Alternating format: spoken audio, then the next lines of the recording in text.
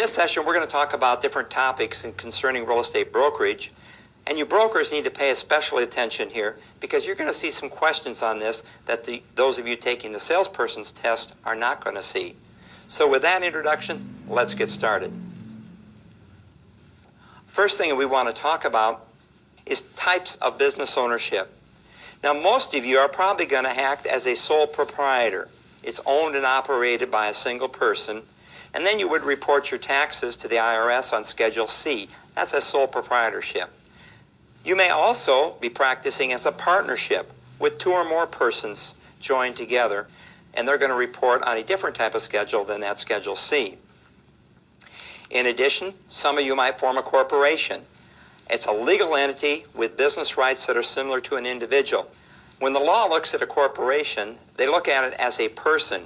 And you remember in our first session, we said that corporations own property in severalty. So they're looked at like a single person. Some of you might take advantage of some of your state laws, and you would form a limited liability company, an LLC, or maybe with another person, an LLP, a limited liability partnership. Now, the LLC and the LLP are both state-level type organizations. They afford you the protection of a corporation as far as liability is concerned, but you would report your income like a sole proprietor. So you've got the tax breaks of a sole proprietorship, but you've got the protection of the quote-unquote corporate veil against liability or lawsuits. So that LLC, LLP, very popular form of business ownership. Now, the bulk of real estate salespeople are going to be employed as independent contractors. And so most of you are not going to be an employee, but you will be an independent contractor. Now, in order to qualify as an independent contractor under IRS rules and regs, there's some things that you've got to follow. For example, if you're an independent contractor, you have to have a written contract defining your relationship with, in this case, the broker that is hiring you. You also have to have a real estate license, or the IRS is going to say, wait a minute, you're an employee, not an independent contractor. And then thirdly, your compensation has to be based on performance. It has to be based on your personal ability and what you do. The broker cannot dictate to you really what you wear, the hours that you work, the kind of car you drive. You're an independent contractor. He cannot dictate that to you. And your pay then is going to be based on just how well you do, how well you market yourself, the amount of business that you do. It's not going to be based on some figure that the broker is paying you. Speaking of that payment, you as a salesperson can only receive compensation from your sponsoring broker. That is the only person that can pay you. Only your sponsoring broker. If one of your sellers, one of your buyers wants to give you a trip to Jamaica, an extra $500, that has to run through your broker. You cannot accept compensation directly from your clients. That's a privilege that is reserved to the broker. We need to also talk about fair housing laws. Fair housing laws are very important, obviously. Our fair housing laws here in the United States have a long history. It started in 1866 with the Civil Rights Act of 1866 that prohibited discrimination based on race. Of course, that was enacted right after the Civil War. We went nearly 100 plus years from that up to 1968 when we passed what I call the cornerstone of fair housing laws, and that's the Fair Housing Act. I think I told you in an earlier session that there was two dates that you would have to remember, and the first date I gave you was 1978. That was the lead-based paint. Any house built before 1978, we have to provide the lead-based paint addendum. The other date that I would suggest that you memorize is the 1968 date, the cornerstone of the Fair Housing Act. Now, that particular Fair Housing Act was amended in 1974, in 1988, and so that's where we get our fair housing laws from. I would suggest that you know the protected classes under fair housing.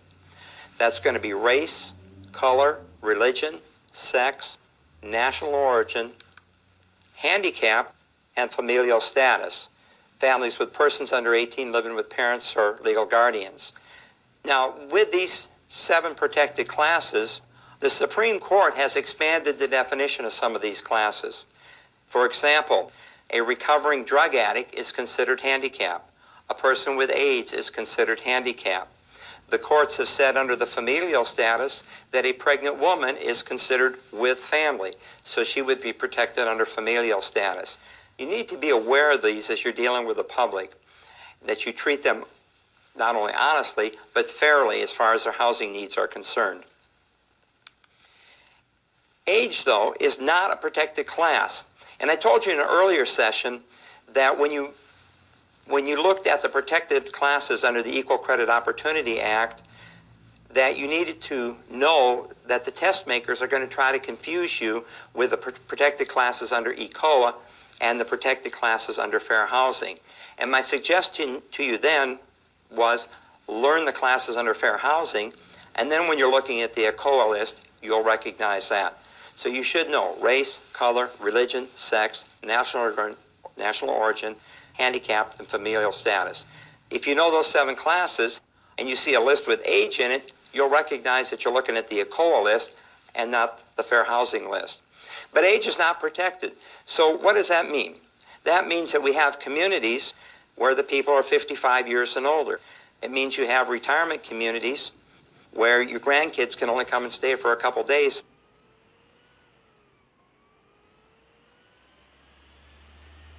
You can't do that. You can't alter the terms and conditions of the sale based on race, color, religion, sex, national origin, handicap, familial status. In addition, you can't advertise a discriminatory housing preference or limitation. You can't say no Norwegians are allowed in this neighborhood. You can't deny housing based to anyone with your advertising, and even the implication of your advertising cannot deny housing or suggest that you're only going to rent to a certain type of people or a certain class of people. That's a violation of fair housing. If you provide false information about the availability of housing, somebody walks in, you don't like the looks of them for some reason or another, based on one of the protected classes, and you say, no, that's been rented already. No, that house has been sold. That's a violation of fair housing. You can't do that. You can't steer people, guiding people to and away from a specific neighborhood based on their race, color, religion, sex, etc. So you put somebody in the car and you think, oh, this guy, he's going to fit in this neighborhood over here. And so you just drive him over to that neighborhood automatically. That's a violation of fair housing. You can't do that. What we're trying to do at all times is open up many opportunities for people to live wherever they want. Now, can people still choose the community they want to live in? Sure they can. But you always want to open up opportunities. You don't want to steer them. Another word for that is channel them to a specific neighborhood because you made the decision that's where they're going to fit in. That's a violation of fair housing. In addition, you shouldn't be persuading an owner to sell or rent by saying that people of a particular race, religion, etc., are moving into the neighborhood. So you're going door to door looking for listings in the neighborhood, and you're telling people, wow, there's some people that you don't want to have living in this neighborhood moving in at the end of the block. You better sell quick before your prices go down. That's a violation of fair housing. You can't do that. It's called blockbusting. You might also see it referenced as panic peddling.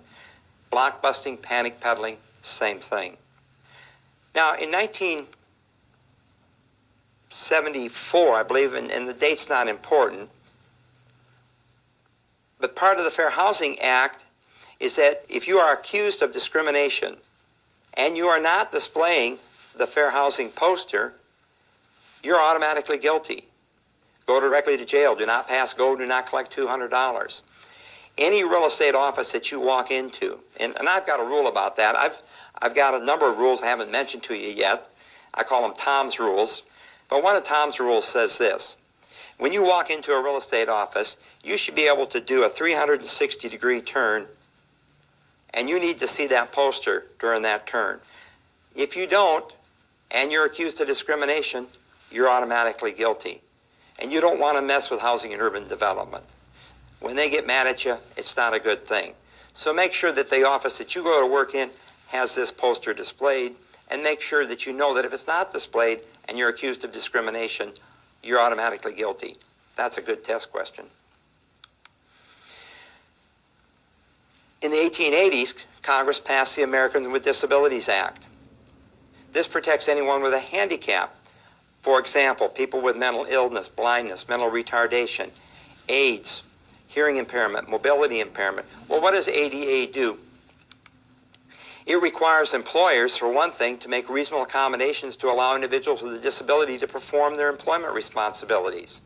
So, for example, a person in a wheelchair wants to go to work for an employer. The employer would make sure that he had a ramp that he could get into the building with. That kind of accommodation. In addition, Title III of the ADA affects access to buildings and public accommodations.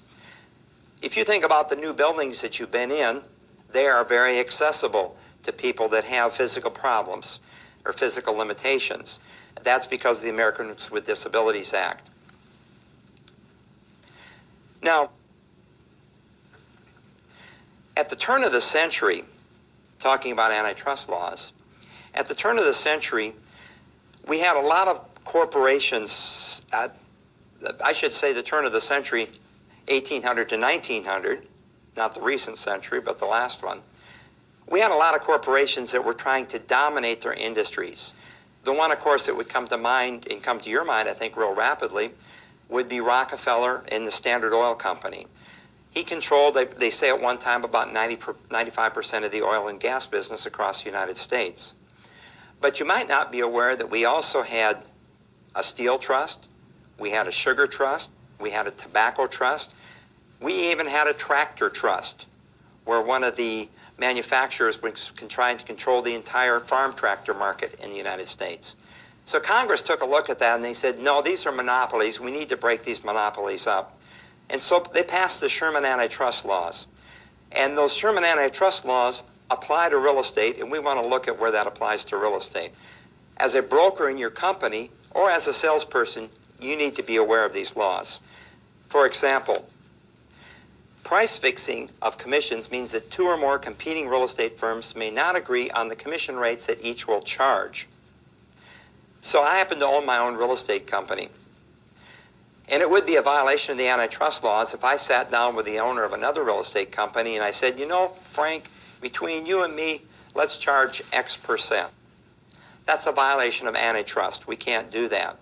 In addition, we could not reach agreement. Competitors should not create nor suggest any of the following agreements regarding employment contracts. Listing and buyer representation agreements are in place. I wouldn't sit down with another broker and say, you know, Frank, let's make sure that you and I agree on the length of the listing. We are not going to take listings less than 180 days. You do that in your company, I'll do that in my company. In addition, our buyer rep agreements are going to last for a year, something like that. And so Frank and I have agreed to reduce competition. That's a violation of antitrust. We cannot do that. We cannot agree, if you would, on the type of listing accepted. In other words, I say to Frank, you know, Frank, let's only take exclusive rights to sell. We're not going to take an exclusive agency listings. And so he agrees with that in his company. I do that in my company. That's a violation of the antitrust. If we agree about the marketing services, we both say, okay, you know how we can save money, Frank? We both won't advertise very much. And if somebody goes to your company, you just advertise a little bit. If they come to my company, it's just a little bit. So we're not competing with each other as far as advertising costs are concerned. And we can save some money in that way. That's a violation of antitrust. If I decide with Frank to divide up the area in geographic terms, I tell Frank, you know, you take everything south of Main Street, I'll take everything north of Main Street. That's a violation of antitrust. You can't do that. You shouldn't even imply that those type of agreements exist. You can get in trouble with the federal government. Another thing Frank and I might do is we could boycott. It's an agreement among a group of businesses not to do business with another competitor with the intention of driving him out of the marketplace. So Frank and I say, you know, the local newspaper really charges too much for their advertisements. So we're going to agree between you and I that we're not going to advertise in the local newspaper. We're going to boycott them. That's a violation of antitrust. You can't do that. The definition of a monopoly is a market condition with only one provider of goods and services, like Standard Oil, like the Sugar Trust, like the Tobacco Trust, the Tractor Trust that we talked about. And the Sherman Antitrust Act limits monopolies, prevents artificial price increases due to the trade restrictions caused by monopolies. You should be aware of those laws. Especially as a broker, you should be aware of those laws. And you should be very conscious of what you're saying when you're talking to your competitors, because you don't even want it to be implied that you're doing some kind of price fixing or boycotting with your competitors. The federal government hears about that. There's some nasty things that they come in and do. So that concludes our session on real estate brokerage, and I look forward to seeing you in the next session.